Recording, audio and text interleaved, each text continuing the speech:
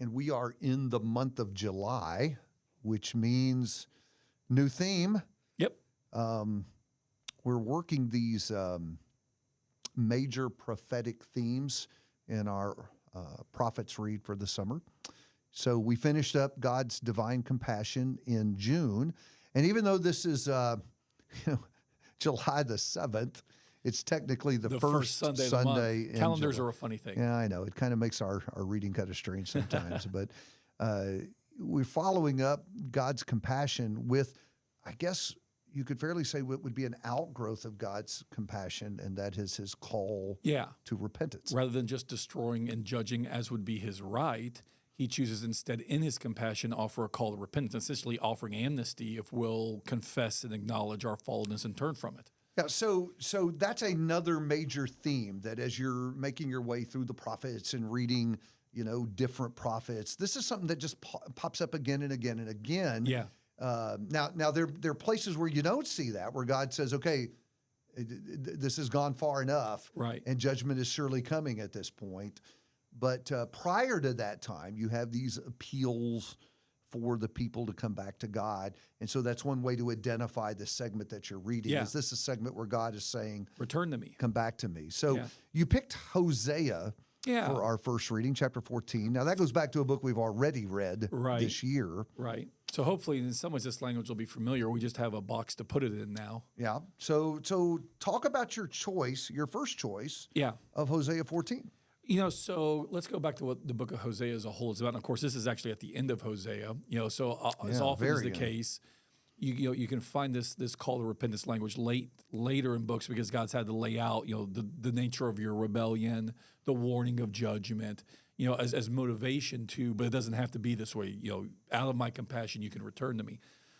So we actually have the book of Hosea, but I think Hosea is a great spot. Besides, I think this is a good reading to really see this at the beginning of the month.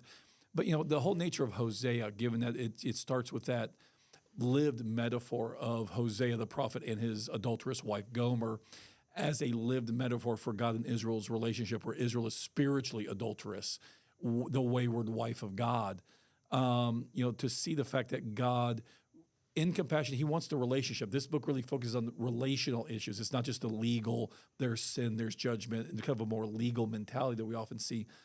This is a heartbroken God who loves his wife.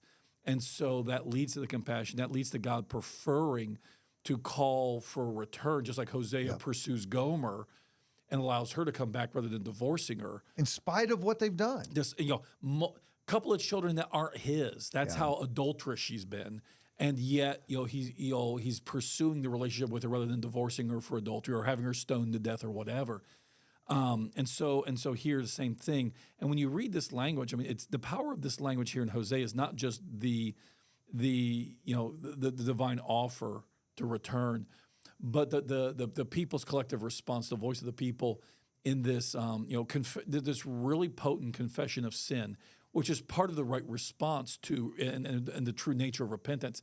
It's not just letting bygones be bygones.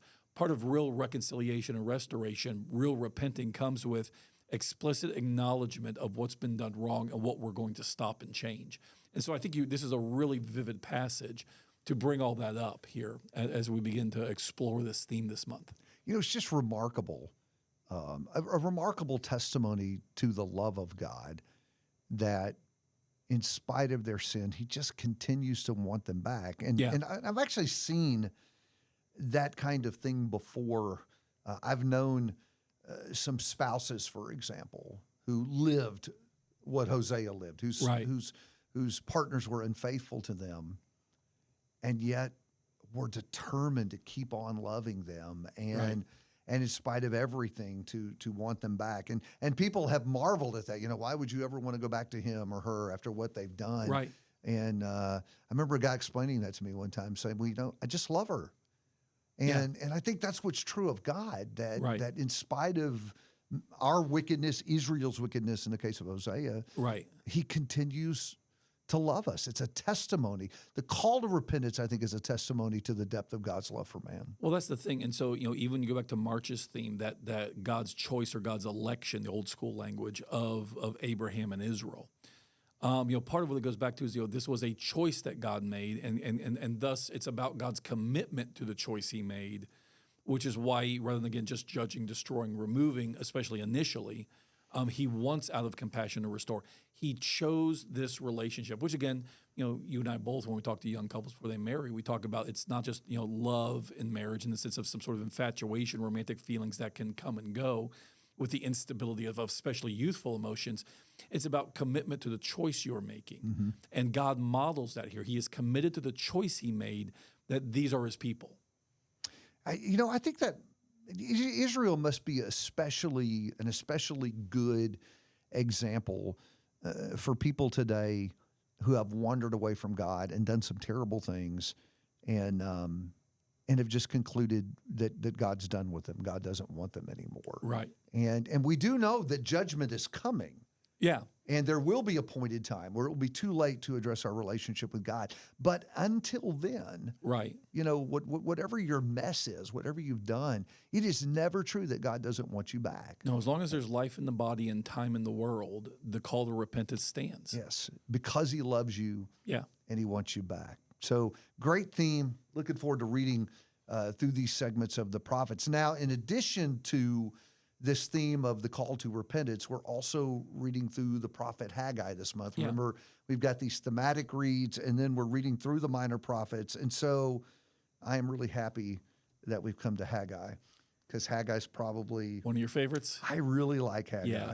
So why don't you give us a little background to prep us for that read? The good news is that Haggai is relatively... couple of chapters. Yeah, relatively short. Yep.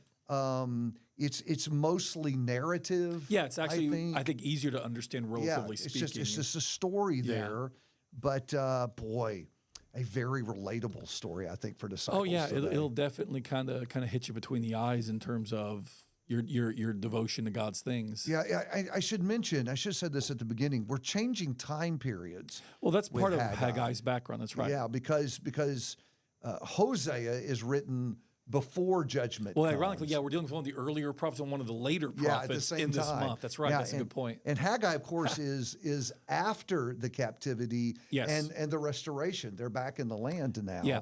But not fully restored. 3 of the minor prophets are what we call post-exile or post-exilic. Haggai, Zechariah, Malachi, literally the last 3 at the end of the Old Testament. So is that how we're doing it, Haggai? Sorry. It slips out sometimes. Should we say it the same way? It slips out sometimes. But anyways, so he is, and he's, literally just a few years after the return from exile, but already things are not going well. They come back, Cyrus's decree 539. They start moving back about 536, or a little bit earlier than that. But Haggai and Zechariah are actually contemporaries. Haggai's ministry is shorter than Zechariah's, but they're both contemporaries, prophesying at the same time. And both of them, Zechariah deals with some other stuff too, but both of them deal with the same basic problem, which is you've been back in the land for about 20 years by this point, almost 20 years, and you've built your own houses, but you haven't rebuilt the temple, which shows that your priorities are out of whack. Right. And you're wondering why things aren't going well and why a lot of these glorious prophecies of a great return from exile and all that, why it's not happening. And part of the reason it's not happening, besides the fact that it would never fully happen until the Messiah came, but also God's not helping you out because you built your own houses instead of God's house. Your priorities are completely inverted. Yeah. You apparently haven't learned completely yet the full lesson of exile. It wasn't just get rid of the idols. They did that, but you're still not making God the priority. Yeah, and so one of the constant human struggles is working on the wrong house. Yeah, that's a great way to put it. That's right. And I think it's a trap we fall into, which is why I think Haggai is so relevant to us, because very often we too are building these earthly houses and putting all our energy into this thing that isn't going to last. Right.